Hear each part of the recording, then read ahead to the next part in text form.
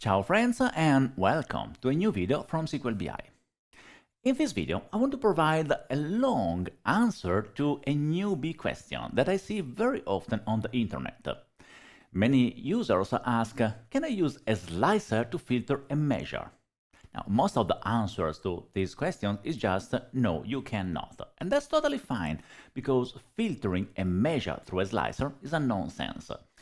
In Power BI, you can filter a column. You cannot filter a measure. You can filter the values of a specific column when a measure has a value or a given value, but you cannot filter a measure. That is why you cannot just add a measure to a slicer and say, I want to see all the sales that are greater than 100,000. That makes no sense. You can look at the products whose sales are greater than 100,000. You look at customers whose sales are greater than 100,000, but you cannot just filter sales greater than 100,000. However, the question arises because you can actually use the Power BI user interface to place measure filters on a matrix, for example. But this leads to some confusion, especially for newbies. So in this longer answer, I want to first elaborate on why filtering a measure is a nonsense. I will discuss the topic of filter granularity, and then in the process of answering, I will also show you a couple of techniques that you can actually use to filter a measure once you have defined the granularity. So let's get started. First of all, what happens when you place a filter on a measure? You can, in a matrix, for example, like in this matrix, add a filter through the filter pane, and I have already done it here. In the filter for sales amount greater than 100,000, I'm showing only the categories whose sales amount is greater than 100,000. And to do that, you simply go to the filter pane, go to sales amount, and from here, you can say, I want the values where the value is greater than 100,000 or whatever number you want. This works, and it looks like you are placing the filter on a measure, but that's not what is really happening. What you are doing is you are filtering the rows in the matrix whose value for the sales amount is greater than 100,000. Specifically, I'm filtering the categories whose sales amount is greater than 100,000. You can see that I have games and toys here, which is 43,000, that does not appear in the matrix that contains the filter. But the filter is not on the measure. The filter is on the category. Now, of course, the total of the non-filter matrix and the filter matrix are different because this has a filter. But look at the total for the filter matrix. Now it's 4329. If I change the granularity of my matrix, and rather than the category, for example, I use the brand, now the total is different. Because I was not filtering the category, I was filtering the categories because the matrix defines the granularity of the filter. A filter needs a granularity, and the granularity is basically the column that you are using to actually place the filter. What the engine does is it filters the brands where the value is greater than 100,000.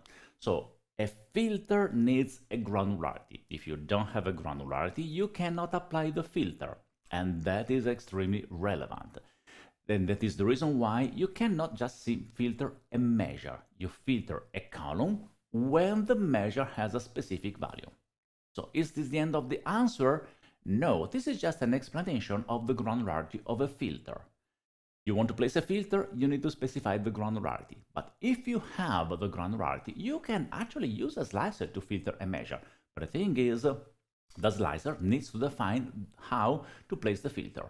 So you can obtain a result like the one that I have in this second demo, where I created a slicer where I can select the product selling more than 100,000 or 1,000 or 10,000 or 100,000. Well, there are no more. Let's say 100,000. And you see that the category, I'm slicing by category and I'm looking at the sales amount. Now take a look at the total. If I change it, of course it changes. But if I do not slice by category and I slice by brand, instead of slicing by category, I slice by brand, the total here is the same that if I slice by category. Because now my slicer is a filter that has a specific granularity that does no longer depend on what I place on the rows or columns of my matrix. How do you implement such a filter? Well, in this case, I did it in a quite easy way through a calculation group. I created a calculation group filter product sales where each of these rows is just one calculation item that applies the filter. Let me show you the code of filter product sales, and I'm using Tabular Editor because it's so much convenient to do this kind of calculation of analysis. This is the filter product sales, and you see that the description clearly states I'm filtering the products selling more than 100,000. In order to obtain the goal, because the same logic needs to be applied in multiple calculation items, I created a function, local filter products based on measure. If we take a look at the definition of this function, it takes a result expression, a parameter by expression, the filter measure, so the measure that I will use to apply the filter, and the filter limit. And then it calculates the result expression, whatever expression it receives, by filtering products, and here I define the granularity of my filter, where the filter measure that I receive as an argument is greater than the filter limit. So this is a generic function that computes any expression under a filter that has the granularity of the product. And then I call the same function passing selected measure, so whatever the user places on the report, the measure that they use as a filter, and the limit. 100, 1,000, 10,000, 100,000, and so on. Once the calculation group is in place, I can just use it in my report in order to place the filters. So you can filter a measure once you define the granularity. And what if I want to define the granularity, but do that in a dynamic way? So I do not want to hard code in the calculation group the specific details of the granularity. I might want the user to choose a product, store, customer, or whatever other table in the model. So the user has the option of choosing both the granularity and the limit of the measure. You can actually do the same, even though it is a bit more complex. I have this other report where I choose the table to filter, that is the filter granularity, and then the filter that I will place in the sales amount. Please note that the first calculation group clearly states products selling more than 100,000, whereas the second one just says sales amount more than 100,000, because the granularity will depend on another table. How do you obtain such a goal? Well, again, through a calculation group that contains filter sales amount, but this time the table to filter needs to be dynamic. And because we want to choose the table to filter, we need a table to create this slicer. So I created a disconnected table. Let me see, I have it, table to filter. Now, table to filter only contains 3 rows, 3 values, product, customer, and store. And in this case, I just use some simple DAX code in order to obtain the result. Now that I have table to filter, I use it in the slicer, and this slicer doesn't change anything in any calculation because it is completely disconnected from the model. There are no relationship going or reaching this table. But then in the filter sales amount, I will read the content of the slicer and then dynamically change the behavior. Let me show you the code of filter sales, the calculation group that is in this second example.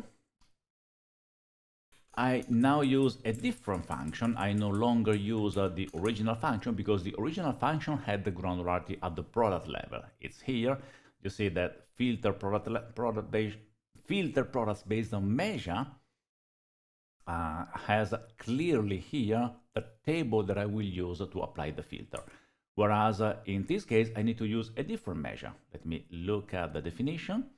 Now, this time I have, well, this is longer, so probably it's better to look at the function from here. Let's go function local filter table. It receives the result expression, the filter measure, and the filter limit, the same we had before. But now we first read through the table to filter, the disconnected table, the name of the table to filter, and then to a switch statement. If the table to filter is product, then we do the calculation using product. If the table to filter is customer, then we do the same, but we filter customer. And if it is store, we do the same by filtering store. So now the function is a bit more complex, but it accomplishes the goal of being dynamic based on the parameter that we receive, that we actually read from this slicer. We cannot receive the parameter or do that in a better way rather than with this switch, because a switch, like any conditional statement in DAX, cannot return tables. So you cannot create a variable that contains that table that we will need to iterate. You can actually change the code of the function in order to receive it as a parameter, but at the end, somewhere, you will always need this switch in order to write code that is different in different versions. But the net result is that now I can use my report and filter customers whose sales amount is greater than 10,000, or products whose sales amount is greater than 10,000, or stores where the sales amount is greater than 10,000, 100,000, or $100. So you can actually use a slicer to filter a measure, even though you need to define the granularity, which can be static or dynamic. So as you have seen, answering a simple question can be as easy as saying, no, you cannot. Filtering a measure through a slicer is a nonsense. Or you can elaborate a bit further. And this is good because newbies, first of all, learn the details about how to create a filter and what are the differences between columns and measures specifically for filters. They might learn about the granularity of a filter, and then you might also discover that there are interesting ways to place a filter over a measure, even though you first need to understand the granularity and how to create them. Enjoy that!